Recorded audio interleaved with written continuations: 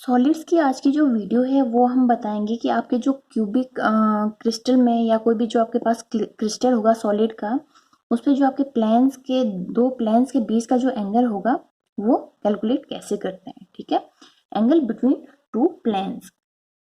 तो चलिए देखते हैं कैसे आपके पहले दो प्लेन्स बैठ के आपके पास एंगल बनाते हैं एंड देन हम उसको कैसे कैलकुलेट करते हैं और उसको कैलकुलेट करने में आपको क्या क्या लगेगा।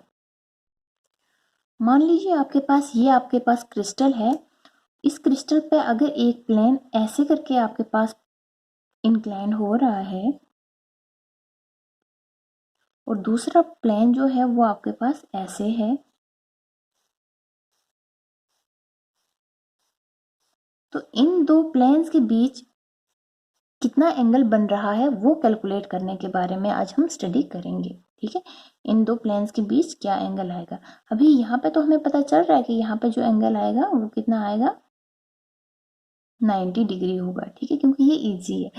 तो बाकी देखेंगे कुछ प्लेन्स डायगोनली होंगे तो वो कैसे करेंगे। कुछ प्लेन जो होंगे वो आपके पूरी एक्सिस को नहीं काटेंगे बल्कि बीच में ही कहीं पे काटेंगे। तो उस एंगल के उस प्लेन के बीच और किसी दूसरे बड़े प्लेन के बीच कितना आपके पास एंगल बनेगा वो स्टडी करते हैं। ठीक है, आपका जो प्लेन है, आपका जो एंगल है यहाँ पे प्लेन्स के बीच, इस एंगल को कैलकुलेट करने के लिए आपको क्या क्या लगेगा। आपको लगेगा मिलर इंडाइसिस। ठीक है, आपको इस सब को समझने के लिए सबसे पहले आपको मिलर इंडाइसिस होता क्या वो पता होना चाहिए। ठीक है, मिलर इंडाइसिस लगेगा एंड देन आपको कुछ ट्राइगोनोमेट्रिक जो एंगल्स होते हैं उनकी वैल्यूज लगेंगी। ठीक है, पहले तो आपको क्या लगेगा, you need Miller indices. What? Miller indices helps in the calculation of angle between any two planes। ठीक है, आपके पास दो प्लेन्स होने चाहिए और उनके मिलर इंडाइसिस होने चाहिए। ठीक है, उसके बाद आपको क्या लिखना है, मिलर इंडाइसिस आपके पास दो टाइप के होंगे, H1 K1 L1 and H2 K2 L2, because आपके पास दो प्लेन्स होंगे। ठीक है, एक एंगल को क्रिएट करने के लिए दो प्लेन्स लगेंगे। ठीक है, तो अब हम क्या करेंगे, इसके लिए क्या फार्मूला लगता है वो बताते हैं। ठीक है,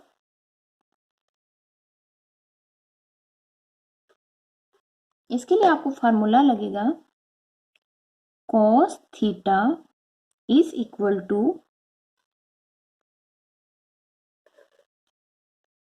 H1 H2 plus K1 K2 plus L1 L2 और divided by root of H1 का स्क्वायर प्लस K1 का स्क्वायर प्लस L1 का square multiplied by root of H2 का स्क्वायर प्लस K1 K2 का स्क्वायर प्लस L2 का square.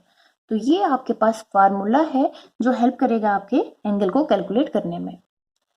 इसके अलावा आपको cos थीटा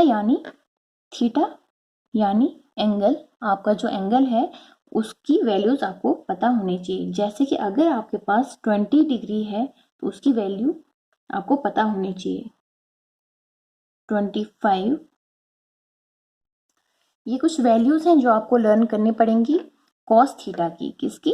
cos थीटा की। अगर cos थीटा यानी cos 20 डिग्री है आपके पास तो आपकी वैल्यू इतनी आ जाएगी 0.93, 25 के लिए 0.90, 30 डिग्री के लिए 0.866, 35 डिग्री के लिए 0.819, 40 डिग्री के लिए 0.76, 45 डिग्री के लिए 0.70, 50 डिग्री के लिए 0.64 एंड 60 के लिए 0.5, 90 डिग्री के लिए 0। ये कुछ वैल्यूज हैं जो आपको लर्न करनी पड़ेंगी जब भी आपको एंगल बिटवीन टू प्लेन्स पता करना होगा।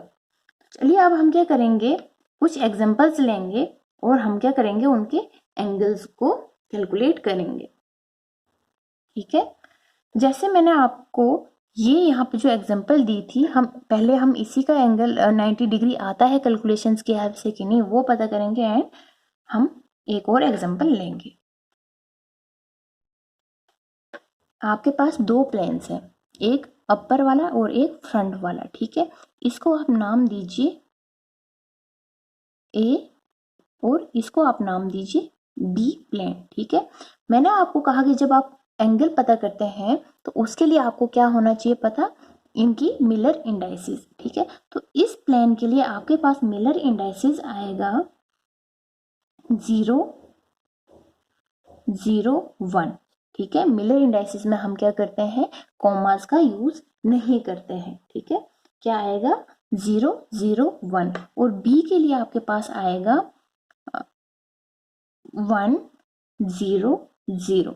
ठीक है, मिलर इंडाइसिस कैसे पता करते हैं आपको पता होना चाहिए। मींस आपका जो प्लेन है आपकी एक्सिस को कहाँ पे आके इंटरसेप्ट कर रहा है, कहाँ पे आके टच कर रहा है। देखिए ये आपकी एक्स एक्सिस है, ये वाई एक्सिस है और ये कौन सी है, जेड एक्सिस है। जो आपका बी पेज है, बी प्लेन है, ठीक है, ये कहाँ पे सिर्फ एक्स एक्सिस की यूनिट लेंथ पे इंटरसेप्ट कर रहा है। y और z को ये पैरेलली जा रहा है, कहीं पर भी इंटरसेप्ट नहीं कर रहा है, इसलिए हम लिखेंगे मिलर इंडाइसिस 1, 0, 0 और वैसे ही होगा आपके a को लेके। ठीक है, a वाले जो आपके पास मिलर इंडाइसिस है, मिलर इंडाइसिस को h के l से आप डिनोट करते हैं, तो आप लिखेंगे h1 is equal to 0, k1 is equal to 0, l1 is equal to 1 और b के लिए लिखेंगे आप h2 is equal to 1, k2 is equal to 0 and l2 is equal to 0। ठीक है, तो आपके पास क्या आया यहाँ पे h1, k1, l1 is equal to 0, 0, 1 and h2, k2, l2 is equal to 1, 0, 0। ठीक है,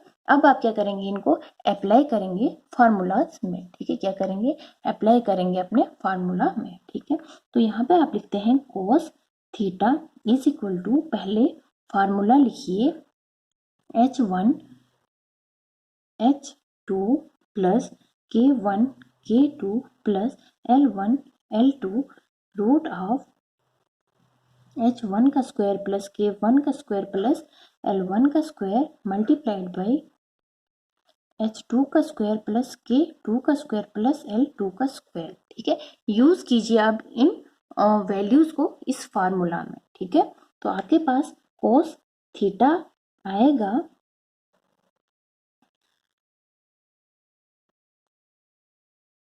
0 multiplied by 1 plus 0 multiplied by 0 plus 1 multiplied by 0, 0 का स्क्वायर प्लस 0 का स्क्वायर प्लस 1 का स्क्वायर मल्टीप्लाइड बाय 1 का स्क्वायर प्लस 0 का स्क्वायर प्लस 0 का square. तो आपके पास ओवरऑल वैल्यू आ जाएगी कॉस थीटा की, cos theta is equal to 0। ठीक है, इन सबको कैलकुलेट करके क्या आएगा आपके पास, यहाँ पे 0 आएगा। ठीक है, जब मैंने आपको यहाँ पे बताया, जब मैंने आपको यहाँ पे वैल्यू बताई कॉस थीटा की, 0 अगर आपके पास आएगी दैट मीन्स आपके पास एंगल क्या है, 90 डिग्री है। क्या है, 90 डिग्री एंगल है। तो यहाँ पे इसका मतलब क्या आया, that is angle theta is equal to 90 degree. ठीक है, क्या आया, angle theta is equal to 90 degree. अब हम एक और एग्जांपल लेके इसको करते हैं। ठीक है, अब हम जो एग्जांपल ले रहे हैं उसको समझने के लिए आपको पहले हम ड्रा करेंगे 2 डिफरेंट क्रिस्टल्स, फिर उनके प्लेन्स एंड देन तीसरे में हम रिजल्टेड शो करेंगे। देखिए इसमें अगर शो करें हम कि अगर एक ऐसा प्लेन है जो आपके ट्रायंगुलर शेप्ड होगा, ठीक है, और हर एज लेंथ पे जाके इंटरसेप्ट करेगा। ठीक है, ऐसे करके आपके पास कोई प्लेन होगा। मान लीजिए एक प्लेन आपके पास ऐसा होगा और दूसरा प्लेन आपके लिए हम करते हैं डायगोनली ड्रॉ। ठीक है, डायगोनली ड्रॉ करते हैं तो आपके पास एक प्लेन होगा ऐसा। ये मैंने अलग अलग इसलिए बताया कि शायद आपको समझ ना आ जाए जब मैं इसको एक ही क्रिस्टल में शो करूं। ठीक है, देखिए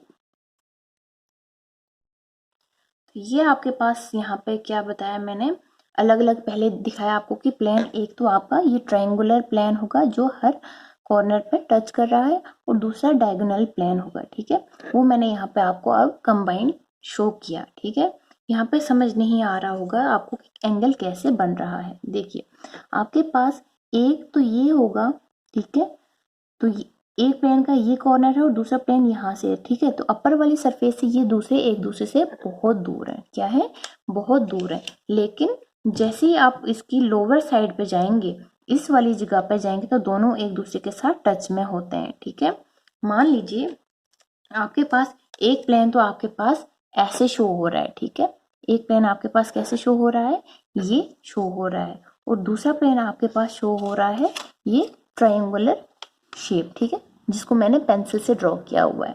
तो देखिए ऊपर वाली साइड्स तो इनकी काफी दूर दूर है। ऊपर वाली साइड्स क्या है, ये ऐसे काफी दूर दूर है, लेकिन जो इनका बेस है, ठीक है, ये जो इन दोनों का बेस है यहाँ पे, ये टच में है। ठीक है, तो इस बेस, ये जब टच में है तो यहाँ पे क्या होता है, यहाँ पे इन्होंने कोई एंगल यहाँ पे बना रहे होते हैं कि कितना एंगल बन रहा है। ठीक है, तो यहाँ पे जो एंगल बन रहा है आपको वही कैलकुलेट करना है। ठीक है, किस एंगल पे ये एक दूसरे के साथ इंक्लाइन कर रहे हैं। ठीक है, तो चलिए देखते हैं अब हम इसको कैसे करना है। ठीक है, तो इसके लिए आपके पास क्या आएंगी मिलर इंडाइसिस, इसके लिए आपके पास मिलर इंडाइसिस आएंगी 1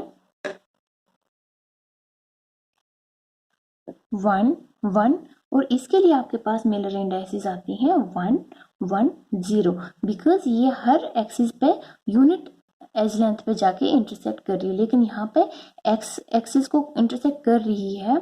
ठीक है, वाई एक्सिस को भी यूनिट पे कर रही है इंटरसेक्ट, लेकिन जेड को ये कहीं भी नहीं करती, इसलिए 1 1 0। दैट मीन्स आपके पास क्या है, यहाँ पे आपके पास H1 K1 L1 is equal to 1 1 1 and H2 K2 L2 क्या है, 1 1 0 है।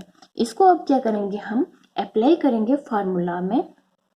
ठीक है, अप्लाई करेंगे फार्मूला में तो आपके पास आएगा, आपके पास क्या आएगा, cos थीटा। अभी मैं फार्मूला यूज नहीं करूंगी, सीधे अप्लाई करेंगे हम वैल्यूज को। तो आपके पास क्या आएगा, आपके पास आएगा H1 H2 means 1 multiplied by 1 plus K1 K2 1 multiplied by 1 plus L1 L2 1 multiplied by 0। Now फिर हम रूट लेते हैं H1 का स्क्वायर प्लस K1 का स्क्वायर प्लस L1 का स्क्वायर। ठीक है, यहाँ पे हम क्या करेंगे, प्रोडक्ट लेंगे and then root of H2 का स्क्वायर प्लस K2 का स्क्वायर प्लस L2 का स्क्वायर। ठीक है, अब देखिए आपके पास क्या आता है, cos theta is equal to 2, because 1 plus 1 plus 0 2 divided by root 3 multiplied by root 2। ये वैल्यू आपके पास यहाँ पे आ गई। ठीक है, अब आप क्या करेंगे, यहाँ पे cos theta is equal to root 2, इसकी यहाँ पे आपके पास वैल्यू क्या आएगी, इसकी वैल्यू जब आप कैलकुलेट करेंगे तो आपके पास आएगी यहाँ पे वैल्यू 0.813। ठीक है, क्या आएगी वैल्यू, 0.813। तो जब मैंने आपको cos थीटा की वैल्यूज लिखाई, देखिए 0.81 कहाँ पे आ रहा है, 0.81 आपके पास 35 डिग्री के पास आ रहा है। तो इसका मतलब आपके पास इन दो प्लेन्स के बीच का जो एंगल है वो कितना है, 35 degree. That means angle is equal to 35 degree. ठीक है, तो इतनी आसानी से हम क्या कर सकते हैं, अपने प्लेन्स के बीच का जो भी एंगल है वो कैलकुलेट कर सकते हैं। उम्मीद है आपको एंगल कैसे कैलकुलेट करना है समझ आ गई होगी। आज के लिए इतना ही काफ़ी। Thank you.